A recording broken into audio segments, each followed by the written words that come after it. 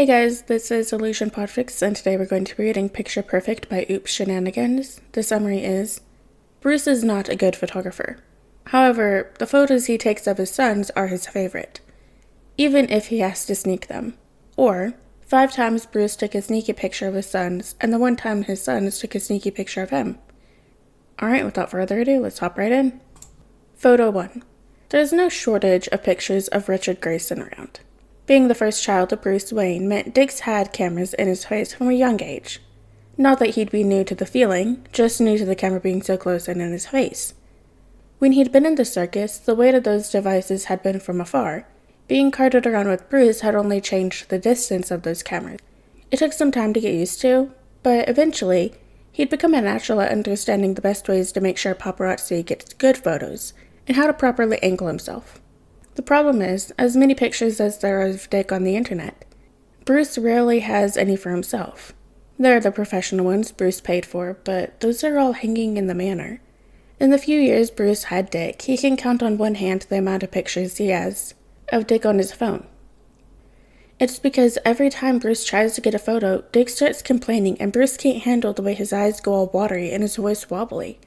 So he puts the phone away and only manages to snag pictures when Dick is in a good mood. Bruce cherishes those pictures. It's why, when the opportunity to catch a picture of Dick when he's unaware presents itself, Bruce doesn't hesitate to take it. It had been a long week with longer nights. Even with Bruce managing to get Dick home in time for bed, despite it being summer and Dick complaining about still having the same bedtime, Bruce wanted to enforce healthy habits as much as he could. Yes, he saw the hypocrisy, Alfred. Still, Bruce didn't miss the way there were days where Dick tried to not nod off. The patrols were taking a toll on him, and Bruce had been considering taking a break. Well, making Dick take a break. He'd been working on quarterly reports when Dick managed to wander into the study. He had bleary eyes and still wore his pajamas despite it being past noon. Bruce held back mentioning it. They didn't have any events planned for the day, and if something did come up, Bruce would help him change. In any case, Dick looked tired. Bruce set down the shuffling papers and waited. Dick didn't say anything. Instead, he wandered over to the desk and around it. Bruce gave him a puzzled look, but Dick managed to wriggle into Bruce's lap. Bruce let him, not really knowing how he should react in such a situation. He pulled Dick up the rest of the way when he got stuck. "Are you almost done?" Dick asked when he'd gotten comfortable. He had his head leaning against Bruce's chest and his arms wrapped around his neck. "It's a lot of work, lad," Bruce said, not really answering. "Why?" "I'm tired, and Alfred said you're busy and not to bother you, but I want a nap." "You can take a nap, Dick. Want me to tuck you in?" Dick shook his head and clung tighter to Bruce. Bruce smiled and wrapped an arm around Dick in reassurance. Dick yawned as he tried to press himself closer to Bruce. "I want to be with you," Dick said. Bruce couldn't help the warmth that spread in his chest. He nodded and hugged Dick tighter. "All right, lad," Bruce said. "You can stay here, but I do have to get these reports done. When I'm finished, we'll take a nap together." Dick nodded and relaxed in Bruce's hold. Bruce continued shuffling through the papers and typing on his computer. He did his best to keep movements minimal, as to not stir Dick. The boy didn't seem to mind. Dick never once complained, and after a while, Bruce looked down. He smiled fondly at the sight. Dick had managed to fall asleep against Bruce's chest, breathing evenly. Bruce shook his head at the sight, and, knowing it wouldn't last long, reached for his phone. It took a while to get the right angle, but when he did, he could count on 2 hands the amount of pictures of Dick he had saved. Photo 2. When Jason had joined the family, he had hated getting his picture taken. He'd learned when you had a picture of yourself out there, it meant someone had targeted you, or you'd gotten caught. Warming up to the constant paparazzi had been a struggle. The idea of strangers sneakily snapping photos of the young boy more so. It had taken Bruce and Alfred a long time to help the boy feel safe when a camera snapped. A lot of disposable cameras Jason made sure were destroyed properly, and made sure no pictures from them existed. It meant that while there were a few professional pictures of Jason in the manor, Bruce respected the young boy's choice to not have pictures of him saved. It ached Bruce to not be able to have a picture he could place in his office next to one of Dick asleep on his lap, but he knew how important these boundaries were, especially with the boy who was never able to feel safe before. He made sure Jason knew he wouldn't cross that line, and even let the boy check his phone the few times Jason had thought he'd caught Bruce taking a picture. "I like that one photo," Jason said one day, hanging next to the one of Dick when he was 12. Bruce looked up from his breakfast and quirked a brow. They'd been eating in silence before Jason spoke up. "The family photo?" he asked. Jason shook his head, face red, not looking at Bruce. "The one of me where I'm not looking at the camera," he said. Bruce made an ah sound as it clicked. An invitation. Jason wouldn't mind a photo if he wasn't looking. Bruce smiled and nodded. "Thank you," he said. Jason didn't say anything more as he shoved a too big bite into his mouth. They went to the zoo that week. Bruce made sure to dress them in inexpensive clothes and wore a baseball cap and sunglasses. It did little to truly help, but most people knew to keep away from him when he tried to hide his identity, especially when he had his kid with him. Jason bounced from one exhibit to another as they wandered around. He grinned and read the plaques out loud to Bruce. They took a rather long break at the tiger exhibit. Jason stared down at the enclosure, back turned to Bruce and talking about the different species. He already knew those facts, it seemed. Bruce could be fast when he needed to. Before Jason had turned to face him, Bruce's phone was already back in his pocket. Jason grinned at him and Bruce nodded at the fact he'd given him. "I didn't know that," Bruce lied. "Tell me more." The picture of Jason joins the one of Dick at his office next week. Photo 3. There's no shortage of photos of Tim. Some are taken by himself, some by paparazzi, but most by Bruce himself, and Bruce's phone tucked away from the rest of the world. The picture of Jason is still in the office. It's the one photo he can stand to look at properly. The one in the manor he never planned to take down. And they still stood when Tim moved in.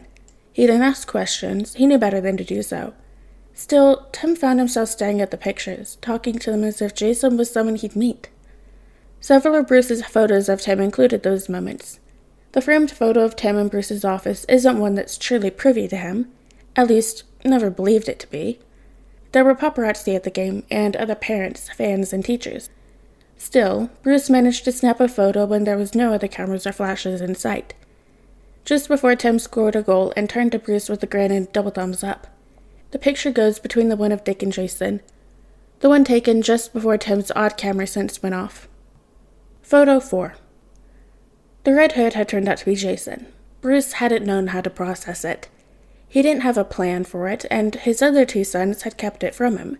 He had no idea that the son he'd lost had come back from the dead, because he'd been in Central City tracking down wherever the Flash had disappeared to.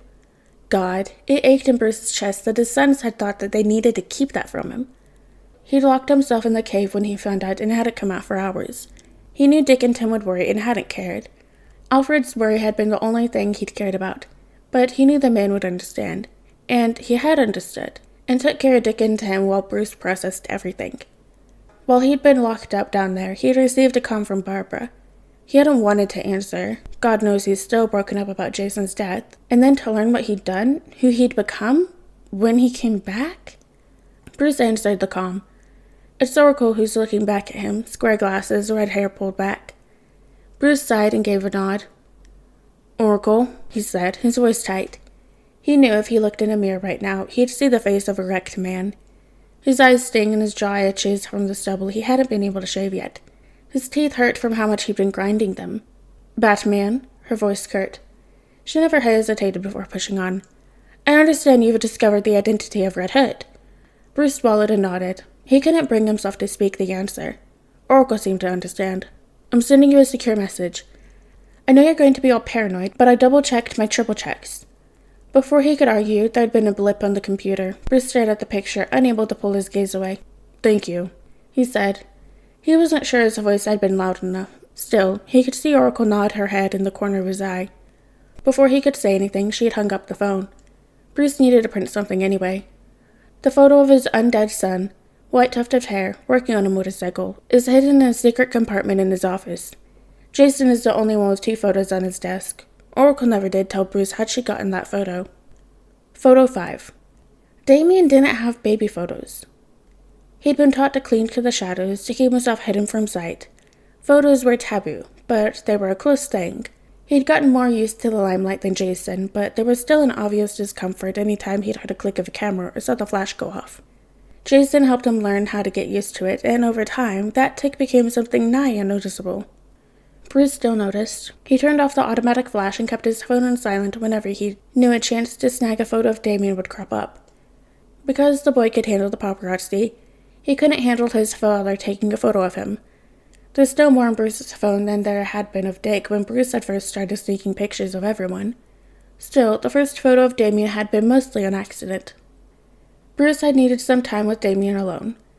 The rest of the Wayne family had been lurking around the manor more than usual, and as much as Bruce enjoyed their presence, he could tell Damien didn't like sharing him with them unannounced. So Bruce had found somewhere he hoped Damien would enjoy and made sure Alfred kept the rest of the boys occupied.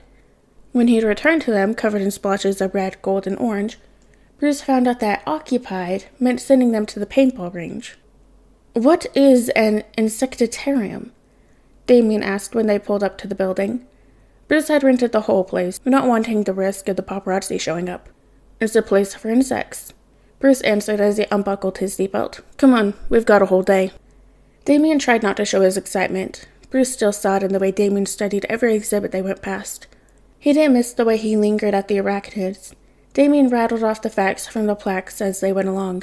Bruce steered clear of the beetles, even as Damien tried to tug him in for a closer look. At the end, an attendant asked Damien if there was any insects he liked the most. "The tarantulas were acceptable," Damien said. The attendant nodded, though they gave Bruce an amused look when Damien turned his attention to the aquarium he could see. The attendant turned towards the aquariums and lifted the lid to one. Bruce grimaced at the sight of the spider in there, but held back. He could see Damien nearly vibrating with the effort to not show his excitement. "This here's Tracula," the attendant said. "She's named that because she's a king baboon tarantula. She has some of the biggest fangs proportional to her body size." Damien stared at the spider with wide eyes. Bruce swallowed down the urge to grab his youngest and run. Instead, he noticed the way Damien's hand twitched. "Want to hold her?" the attendant asked. They noticed the movement, too. Bruce's whole body shivered as Damien nodded and held out his hand. The attendant told Damien how to be careful and that her temperament is easygoing, although Bruce assumed that the last part was for him. It didn't take long for Tracula to step into Damien's hand. Bruce watched his son pull the spider closer to get a good look. As much as everything screamed danger in Bruce's head, he still managed to pull out his phone and get a blurry picture featuring Tracula. "Father," Damien said as he slowly turned, still not looking away from the arachnid, "I believe we need a tarantula in the manor." Bruce is able to stomach looking at the tarantula in the photo as he placed the framed picture of Damien next to Dick's. Photo 6. "Do not touch the aperture," Tim shouted. Jason pulled his hand away from the dial like he had been made of fire. Damien tutted at the two of them while Dick stayed perched on the edge of the roof with binoculars. Tim had been snooping around in Wayne Manor and managed to get into Bruce's office. While he'd been in there many times before, he'd never seen the small collection of photos he had framed on his desk. He'd recognized himself in the one of him playing soccer. He'd also recognized it as the photo Jason had found and slapped on his murder wall. The other three Tim had never seen before, but they were all of his brothers. When he'd gotten back to the manor and told them, they'd all come to the same conclusion. Bruce had taken secret father photos of them. They needed revenge. It didn't take long for them to plot and find a rooftop with a good vantage point. They had Bruce's schedule and maybe 10 minutes before Bruce showed up. "It looks wrong," Jason said. Tim glared at him. "I know how the fuck aperture works." "Language," Dick said. He pointed at Damien, who rolled his eyes. "I've heard worse from the League, Grayson. Much worse." "I don't doubt it, but Bruce is still upset that Tim's last creative insult ended up in the tabloids." Tim sighed. He had to take responsibility for that one. In his defense, Damien had deserved it. He'd been poking Tim just out of sight of everyone through the gala. One of them, not just hard enough to bruise, but break skin. "Boys," a voice said in Tim's ear, "can you stop arguing for 1 minute?" Bruce just exited the meeting. Tim nearly had forgotten they had Barbara on the comms. "Think so," Tim said. He shoved Jason away from the tripod. He double-checked everything, even though he knew the settings were right. Jason huffed but moved out of the way. Dick shushed them again, despite the silence. "He's coming your way," Barbara said. Dick nodded and pointed. Tim pulled away from the camera and followed Dick's finger. He grinned and went back to the position. "All right," Dick said. "In 3, 2, 1, now!" Tim saw Bruce appear in the camera and started clicking. Then he paused, because Bruce had turned and smiled directly at the camera. Tim clicked one more. "What the fuck?" Jason said. Damien didn't laugh, but when Tim looked at him, there was a small smile on his face. "Oracle, did you tip him off?" Dick demanded. Barbara laughed in their ears. Not even a little bit, she said. That's all bats. Tim groaned and leaned his head back. He had hoped if they had done it the same day he'd found the pictures, Bruce wouldn't have caught on to their plan. Somehow, though, he'd found out. You, Jason said, pointing to Damien. You told him. I want revenge on Father just as much as you, Damien said. I would gain nothing from tattling. It devolved from there. Dick tried to step in a few times and help slow the boiling, but all it did was add fuel to the fire. The photo Tim managed to snap of Bruce smiling up at the camera joined the rest of the family by the end of the day. Alright guys, now that's the end of Picture Perfect by Oops Shenanigans. I hope you guys liked it and I'll see you next video.